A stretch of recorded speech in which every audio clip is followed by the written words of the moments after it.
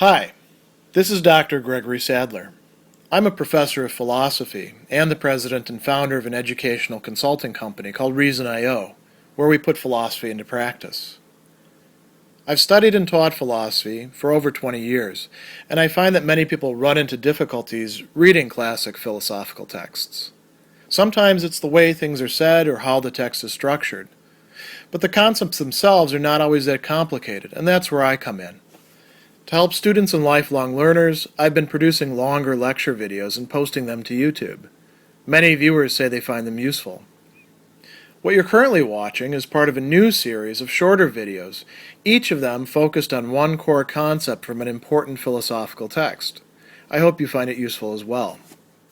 Within Diogenes Laertes' Life of Aristippus in Book 6 of his Lives of the Philosophers, we find a discussion of some of the other members of the Cyrenaic school, and perhaps one of the most interesting of these besides the founder Aristippus is this guy Hegesias, who is often read as being quite a pessimist, right? Now, Diogenes says that the school of Hegesias adopted the same ends, the same goals, the scopus, literally the things that you're aiming at, pleasure and pain. So they're like the other Cyrenaics in that respect. But they're going to differ on some other matters, drawing different conclusions than some of the other Cyrenaics have done. And so it's good to start with the wise person. What do they think of the sophos or the phronimos, the person who really has it figured out, the sage sometimes we call them. So, as we've talked about elsewhere, the Cyrenaic sage is, maybe not quite such a lofty figure as the sage is in some of the other schools of ancient philosophy, but they do have advantages over other people. So one of the first things that we can attend to is this interesting quip that life is advantageous to the fool, luciteles, literally. So it's something that's, useful, something that's profitable is another way of putting it. But to the wise, and here it's phronimos, the person who has practical wisdom, it is something that is indifferent, adiaphoron, right? So it's not saying that life is bad. It's just living and dying, as they point out a little bit earlier on.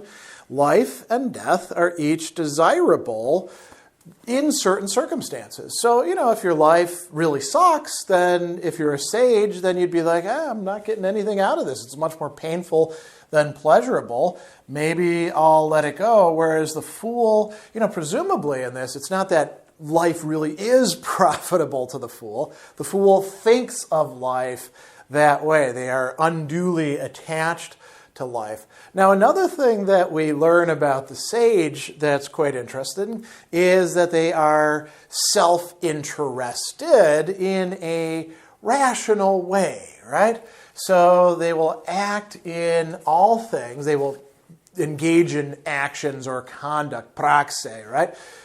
Out of their own interest, hiautu henika. So henika means on account of, and hiautu is, one's own self. So they will be taking their own self and what's good for them or bad for them into account more than anybody else.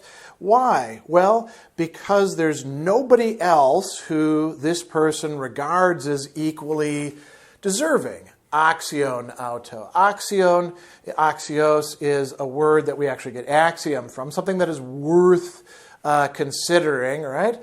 And so auto, in this case, is also themself. And so it's not to say that other people don't matter at all, but if you're a sage, you realize you're a sage and everybody else is kind of, falling short of that. And then there's another great line here as well about the wise person. Supposing him to reap the greatest advantages from another, right? To literally harvest, like fruit, the greatest things, well, they still would not be equal. And the word here again is axia, but here it's antaxia. There's no comparison in return for what it is that the sage brings to the table, what it is that they contribute. So again, not a denial that other people can contribute something, but the sage is better off.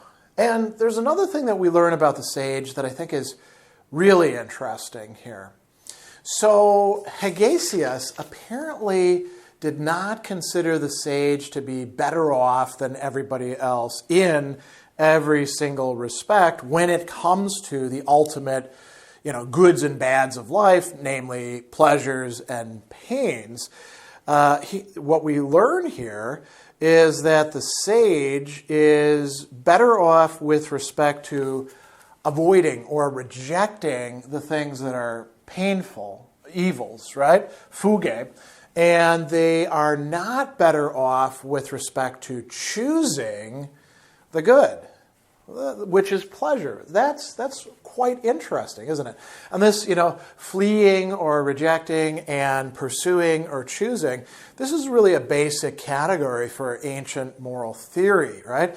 That is part of what ethics is all about, is choosing and rejecting and making those choices on the right basis. So this is kind of a different picture of what the wise person's life is going to be. If the Cyrenaic idea in general is a bit of a deflation or lowering of the idea of the sage, I would say that with Hegesias it goes even a little bit lower as well. Now, the sage for Hegesias and his school is realizing what it is that other people should be realizing as well, but are often deluded about. And one of these things is that there's no real gratitude, charis in Greek, right? Being thankful to other people for having done things for you.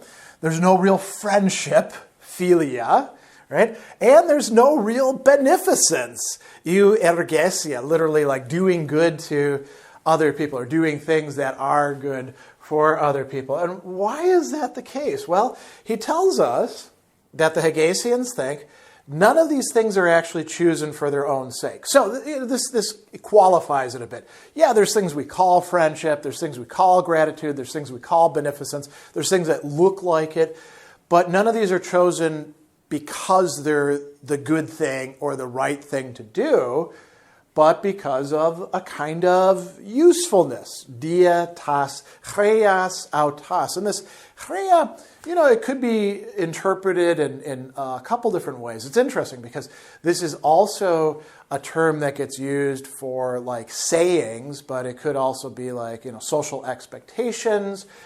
But it has to do with using, right? And so these are the things that we use to get by in the world, but they don't have value in and of themselves the way that many other philosophers think that they do.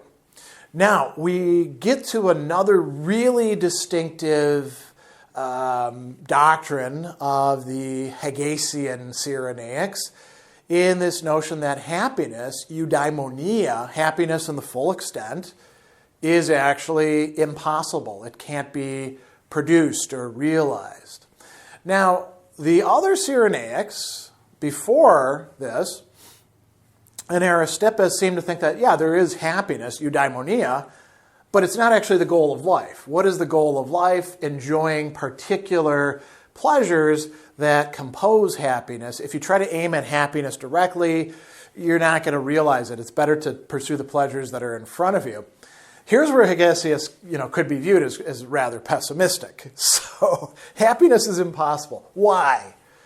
Well, because the body itself is infected with all sorts of, we could translate this as passions or sufferings.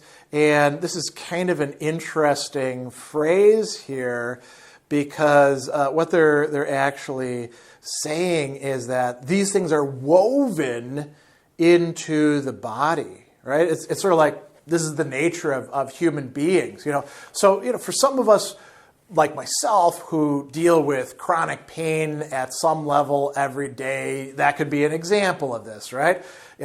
Just about every day, if it's not my knees hurting, it's probably my shoulders, or it's my back, or who knows what else, right? And we can think of all sorts of other sufferings that people have. And these could extend to emotions. Some people are depressed, some people are anxious, some people, make stupid decisions, right? And so the body is like a locus for suffering. It's also a locus for having pleasures. He's not denying that, but, there is going to be suffering involved here. And since the soul is connected with the body, here's the second reason, right? Well, the soul shares in the suffering of the body. So, you think, for example, he doesn't go into any details here, but so you've got some chronic pain that you're experiencing, and you're thinking, ooh, man, this is bad now. What's it going to be like 20 years from now? I could do something to reduce the pain, but everything seems to be kind of a trade-off. If I take these pills over here, are they going to screw up my organs? And we could go on and on and on. This is all matters of the soul or the mind. And then there's a third factor. Fortune, tuche, luck, literally, or chance, often disappoints our hopes. Here the translation is just fortune often disappoints. But what does it actually disappoint? So the Greek phrase runs, tein de tuchen pola ton kat elpida koluen, right? So the things that we want, ton kat elpida, the things in accordance with hope. So, not to say don't hope or anything, right? That's kind of natural to us human beings, but the world isn't going to necessarily conform to that. Or if it does for a little while, watch out, because 2K, fortune, will quickly change those things. So happiness is just not available, just not possible. It's something that we talk about, but sort of like all these other things, gratitude, friendship, beneficence. If we really thought about them, we would see from the Hegesian perspective, those are just, pipe dreams. They're not really things that we can find, you could say, in the wild of human affairs. There's one last really interesting set of differences between Hegesias' doctrine and many other virtue ethics or ancient ethics, right? And that is this indifference, or it's even like translated here as lacking relevance, right? So there's a whole bunch of things that are rattled off here, and they're all opposites, and none of them actually have to do much with pleasure or pain. And this may seem a little counterintuitive, right? So what are they? Well, poverty and riches. And, here we get a little bit of an argument about that. They don't actually have anything to contribute to pleasure. Why?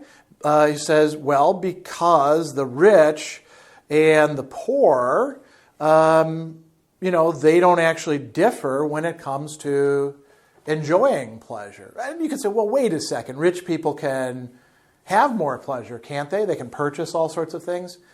Well, right, sure. I mean, they can enjoy different pleasures. The pleasure of drinking an expensive bottle of wine is one that's, certainly possible for me, but it's not something I could do every day because that would literally break the bank. But if you're a rich person, you can drink fancy wine all the time. But if you're like me, here's a prime example, I can be just as happy drinking cheap wine because I can't tell the difference between rich and expensive wine. It's nice that it's got a decent taste and that it gives you that intoxicating effect. I mean, the poor cannot enjoy necessarily all the same pleasures as the rich, but there's plenty of pleasures to actually enjoy.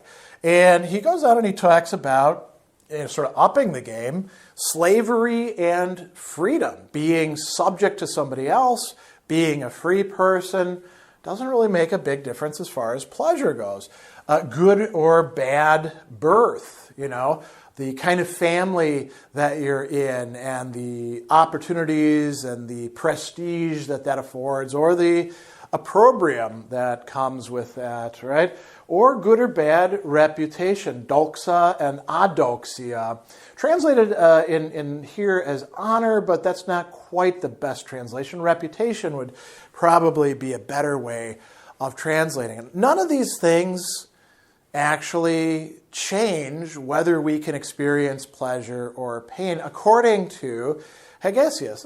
We might, again, see this as a little bit paradoxical or counterintuitive, but this is his reinterpretation of the doctrine that this Cyrenaic school has, and apparently Hegesias had plenty of his own followers who took this path, this mindset, this way of looking at things, this divergence, perhaps you could say, over that of the, if we want to call them, orthodox Cyrenaics who follow Aristippus's doctrines and teachings in all of these matters.